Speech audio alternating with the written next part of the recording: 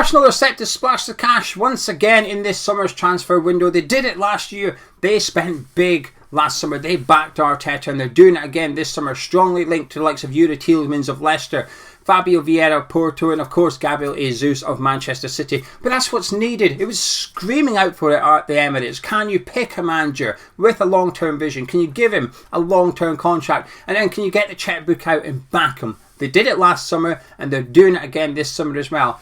Now in doing so, I think it cranks the pressure up on Mikel Arteta a little bit.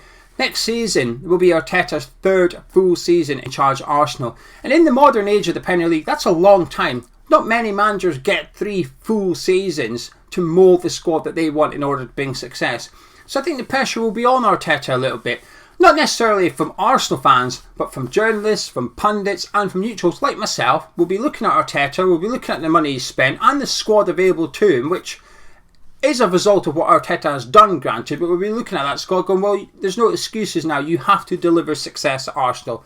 But what is success at Arsenal? Because it's subjective. We'll all have our own opinions of what success is for next season for Arsenal. So in this video I'm going to be discussing that. I'm going to be discussing the players they're linked to and why I think Mikel Arteta will be just fine next season. I think missing out on the Champions League will be a blessing in disguise for Arsenal. It was disappointing, of course it was. But I think this time next year they might look back and think, do you know what? Probably done us a little bit of a favour missing out on 4th the season prior. Now, if you're new to the Tartan YouTube channel, please do subscribe. I am an opinionated Scotsman who loves watching the Premier League and enjoys discussing it as well, and that's what this channel is for. Please do drop a like on the video too, because it makes me feel good and helps the channel out. I'm not far away from 2,000 subscribers. If I could hit that before the start of the season, I'd be a very happy hammer. Now, moving on, I'm going to start with the transfer window stuff first of all, the rumours, because I think Gabriel Jesus is perfect. I think he's perfect for Arteta. I think he's perfect for Arsenal. I actually think Arsenal's perfect for Gabriel Jesus as well. Now and again, I'll see a transfer and I just think, yeah, nailed it. Everything is perfect in that transfer, and I think this is one of them. 50 million. It's a lot of money, but it's not a lot of money. Do you know what I mean? 50 million is a big transfer fee, but 50 million for Gabriel Jesus, a player that's done it in the big games for Man City as well, done it in the Champions League, been part of one of the most successful ever Premier League sides too. 50 million is not a lot for that. But also it's a player that Mikel Arteta knows inside out. When Jesus arrived at the Etihad in January 2017, Arteta was already there. He'd only been there 6 months himself, but he was there. So the whole time, until obviously December 2019 when Arteta left Man City, the whole time Jesus was there for that 2.5 years, Arteta was there. So they know each other well. That's probably a main reason that Jesus prefers to move to the Emirates. So some other clubs been linked to him as well. But it feels like Arsenal's the only club Jesus is considering leaving to. Pep doesn't want to lose him, but he's respecting Jesus' wishes for more minutes. And he's going to get them at Arsenal. He will be the striker. When you look at the starting 11 of Arsenal last season, you look at the goalkeeper, you think, yeah, that's fine. Keep left back Youri, that's fine. The centre backs are fine. Tomiyasu, fine. Midfield needs a little bit of an upgrade.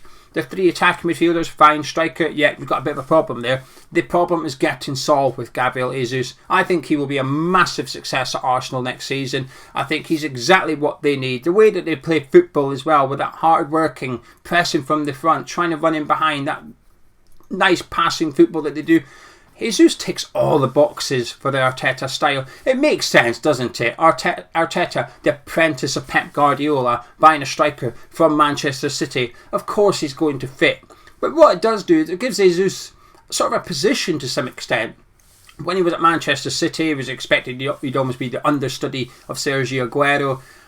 More recently, he's been playing on the right. Last season, he had that purple patch where Pep did put him through the middle, which conveniently was the same time as being linked to Arsenal strongly for the first time, but played on the right more often last season. This season, or should I say next season, Arteta will play him through the middle, and that is his position to lose almost. I think this is a fantastic signing if Arsenal get over the line. And as a West Ham fan, you gave me a blank checkbook and said, right, any player in the world that you would take to West Ham that's going to fit David Moyes' his style, who would you like? Jesus would be in my top 5 players. Ollie Watkins would be there. Jesus would be there too. I think he's just a wonderful player. Also, we've got Youri Tielemans. This is what Arsenal are missing. That sort of technical that crafted centre midfielder. They've got this sort of defensive shield in Xhaka there and Lokonga. Thomas Partey has really impressed me last season too. Someone like Youri Tielemans is exactly what they need. Somebody that can just break the lines, give the ball to the likes of Saka and Odegaard in better positions than what they've picked it up on this season as well. I think another fantastic signing. 40 million is the rumoured fee because of his contract situation at Leicester City. It is an absolute no-brainer. Getting a Belgium international too. I think, again, you look at the way Arsenal play, you look at the way Tielemans plays, it just ticks all the boxes for Arteta. I think he will be, both of them actually, have the potential to be the signing of the season next season in the Premier League. Now, they've also strongly linked to Fabio Vieira of Porto. They expected to bring him in. Now, I don't know anything about him. I'm not going to talk about the player. While I can talk about Jesus and I can talk about Tielemans, when I said I'm an opinionated Scotsman that likes watching the Premier League, I should have said an opinionated Scotsman that usually only watches the Premier League. A little bit of Bundesliga, a little bit of Championship and a little bit of Scottish Premiership, and that's about it for me. It's all I've got time for. So watching Portuguese football is not something I do, so I don't really have an opinion on the player as such. But in regards to the transfer, this is what Arsenal need. They're being decisive. You know, it's the second week of the transfer window. The transfer window opened literally a week ago. This is day 7. Bang, they're straight in there. 3 major summer transfer targets close to getting done. They've also signed Marquinhos as well, who I don't know about, so I'm not going to speak about him. But in regards to Vieira, the thing that impresses me about him, like I said, it's not necessarily the player, it's how quick Arsenal are moving, but also the fact that he is that attacking creative outlet. Arteta's spoken in the past about how Arsenal used to have numerous attacking players at the club at the same time. He was speaking about the likes of Rosicky, Santi Cazorla, Roger Arshavin. I'm trying to think of the other players that he picked out at that time. Aaron Ramsey, I think, was one of them. There's a couple of others as well. But Arteta's point was we don't necessarily rely on 3 players doing the creative side at Arsenal. We like to have numerous players. So if they're out of form, they come out of the team, someone else goes in. We need an extra creative player in there because we're maybe coming up against a low block side like Burnley. Fine, we can put another one in there. We can sacrifice the centre midfielder, put an additional creative player in there and start to make things happen. And last season at Arsenal, listen, they've had plenty of options, but when you look at the players that Arteta uses, they've only really got 4 attacking midfielders, haven't they? Saka, Odegaard, Smith Rowe and Martinelli. 4 fantastic players. I'm a huge fan of Martinelli. I think he's got the potential to go right to the top. Odegaard, statistically, one of the most creative players in the Premier League. Saka is still a lot younger than what people realise. And then Smith Rowe, who I expect to be better next season. But you add in Vieira, it's just another creative player that Arteta can call upon if needed next season. Now, I'm going to park the summer transfer window. They've also got another player next season, which they haven't had this season in Saliba. Won the Young Player of the Year over in French football. That's another centre-back for Arteta to use. I thought Gabriel looked really good last season. I thought Ben White looked good. I think he gets a lot of criticism unnecessarily. I'm not sure why it is, but I just think it's almost like popular to not rate Ben White. I rate him. I think he's a very good Premier League centre-back. That's all he is for now. He can go on and get better, but that's what he is. But you add in Saliba, and now they've got 3 young, strong, really good centre-backs who are just 21 years old. So Arteta now has that 3rd centre-back. Because at times last season when they played either the first half they had him before he went to Aston Villa. But Rob Holding in particular, he had that disaster when he got sent off. When you take one of those players out, you put another one in, the quality just comes down quite a bit. Now the fact that they've got Saliba next season, they've now got 3 really good standard Premier League centre backs for that competition. Now I'm going to park the transfers and the players and take a look at Arteta and what I think is success next season. Now the reason I think missing out on Champions League will be a blessing in disguise, because last season was evidence, I think, that Arsenal took advantage of not having European football. They had to, and I think they did. They were front runners for 4th in the league for quite a while, and they looked like they were going to go on and get it. They got pipped to the post by Tottenham, a side who does miss European football. Let's be honest, while we talk about other teams having European campaigns, I think you can refer to Man City, Liverpool and Chelsea, Man United and West Ham. I'm not sure you can refer to Tottenham as having a European campaign. It was very short-lived, wasn't it? It was very, very short-lived. And Conte didn't have to deal with it. You know, when Conte came in, it was done. The European competition was over because the game got forfeited, essentially. But I think Tottenham took advantage of not having European football to some extent as well. So Arsenal certainly did, and that's what allowed Arteta to use a relatively small and young squad last season. And I think next season, they've also got the Europa League. They'll be fine in that competition. We've seen it with West Ham. We're in the group stage. We didn't have to play our first 11. We were able to play 5-6 of our first 11, and the other 5 or 6 were sort of our rotated players, if you like. So it's feasible the next season, throughout the group stages of the Europa League, Arsenal will never have to play their main starting 11. They'll be able to rotate and bring in players that perhaps aren't players. So the likes of Smith Rowe can then get more minutes. I actually think they needed it last season because there's a few youngsters at the club that Arteta could use a little bit more. But when you've only got the Premier League, it is difficult. So next season, I think they'll benefit from having the Europa League, but I think they'll also benefit from not having the Champions League.